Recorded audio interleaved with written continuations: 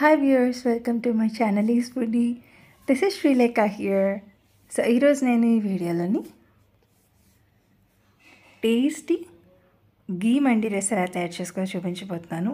So గీ మండి rice దాంతోపాటు మిర్చిక సాలన్ కలుపుకొని తింటే చాలా బాగుంటుందండి. సో మీరు కూడా ఈ వీడియోలో చూసి ట్రై చేయండి. సో ముందుగా అయితే నేను దావత్ బాస్మతి రైస్ని తీసుకున్నాను. సో దాన్ని అరౌండ్ 1 గ్లాస్ తీసుకున్నాను.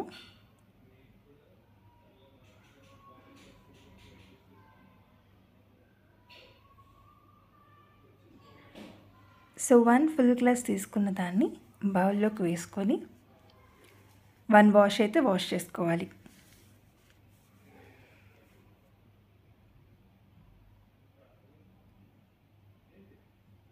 సో మామూలు మనం రైస్ని ఎలాగైతే మనము వాష్ చేసుకుంటామో అలాగే వాష్ చేసుకోవాలి, కాకపోతే కొద్దిగా డెలికేట్గా వాష్ చేసుకోవాలి అంతే. సో వాష్ చేసుకున్న తర్వాత అందులో వాటర్ యాడ్ చేసుకొని మూత పెట్టుకొని 10 to 15 మినిట్స్ అయితే పక్కన పెట్టుకోవాలి. సో మీన్వైల్ మనం నెక్స్ట్ ప్రాసెస్ని చూద్దాం. సో నేనైతే గార్లిక్ క్లోవ్స్ 6 తీసుకున్నాను. సో అందులో 4కి మనము తొక్కలు తీసేసుకోవాలి, మిగతా 2కి తొక్కలు ఉంచుకోవచ్చు. సో ఇలా ఒక బౌల్లోకి వేసుకొని మనం గార్లిక్ క్లోవ్స్ని మనం ఇలాగ దంచుకోవాలి. సో మీరు రోట్లో అయినా దంచుకోవచ్చు, లేదంటే గ్రైండ్ కూడా చేసుకోవచ్చు. సో మనకి పేస్ట్ అయితే ఇలా ఉండాలి. అలాగే కొన్ని కాజు, కొన్ని కిస్మిస్ తీసుకోవాలి. సో మీ దగ్గర బాదం పప్పు ఉంది అంటే బాదం పప్పు కూడా యాడ్ చేసుకోవచ్చు, బట్ బేసిక్ అయితే కాజు అండ్ కిస్మిస్.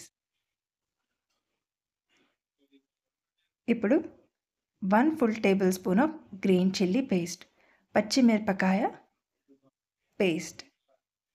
సో ఫ్రెష్గా ఆడుకుంది అయితే బెస్ట్ అండి.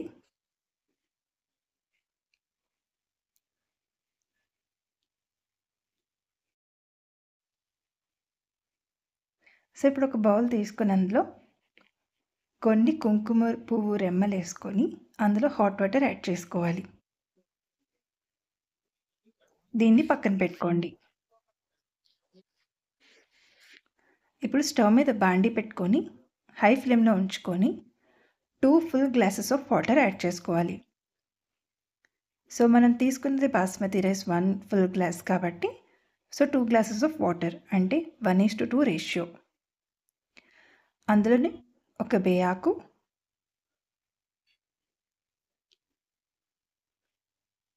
షాజీరా వేసుకొని అందులోనే టేస్ట్కి సరిపడినంత సాల్ట్ యాడ్ చేసుకొని కొద్దిగా నూనె యాడ్ చేసుకోవాలి.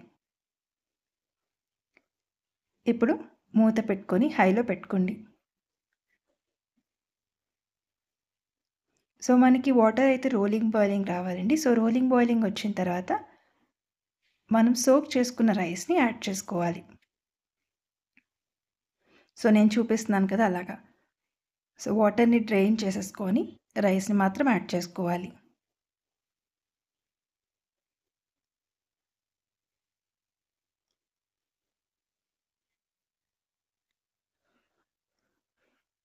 ఇప్పుడు అందులోనే దంచుకున్న వెల్లుల్లి పేస్ట్ని యాడ్ చేసుకోవాలి.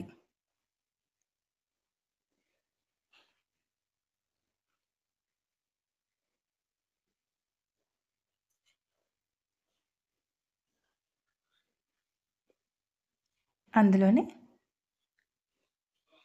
పచ్చిమిరపకాయ పేస్ట్ని యాడ్ చేసుకోవాలి.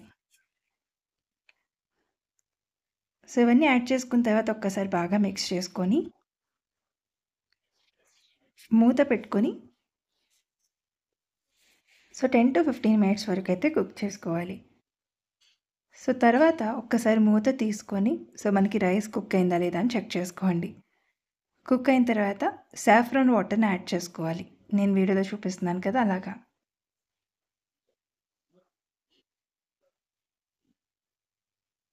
ఒక్కసారి మళ్ళీ మూత పెట్టుకొని సిమ్లో పెట్టుకొని ఒక 5 మినిట్స్ వరకు కుక్ చేసుకోండి. సో మీన్వైల్ ఇంకొక బర్నర్ మీద తడకా ప్యాన్ తీసుకొని అందులో 1 ఫుల్ టేబుల్ స్పూన్ ఆఫ్ నెయ్యి యాడ్ చేసుకొని అందులోనే కాజు అండ్ కిస్మిస్ని యాడ్ చేసుకొని ఒక్కసారి రోస్ట్ చేసుకోండి. ఇప్పుడు మూత ఓపెన్ చేసి రోస్ట్ చేసుకున్న కాజు అండ్ కిస్మిస్ని పైన టాపింగ్ కింద యాడ్ చేసుకొని దాని మీదే ఫ్రైడ్ ఆనియన్స్ లేదంటే ఫ్రైడ్ క్యాబేజీని యాడ్ చేసుకోండి.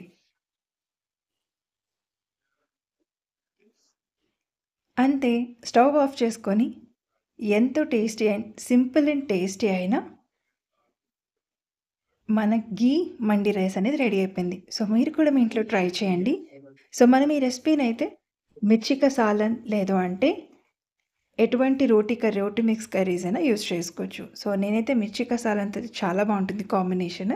సో మీకు కనుక మిర్చి కసాలన్ వీడియో రెసిపీ లింక్ కావాలి అంటే నాకు కామెంట్ సెక్షన్లో చెప్పండి, నేను ప్రొవైడ్ చేస్తాను డిస్క్రిప్షన్లో. అంతే, ఎంతో టేస్టీ అయిన రెసిపీ రెడీ అయిపోయింది. సో మీరు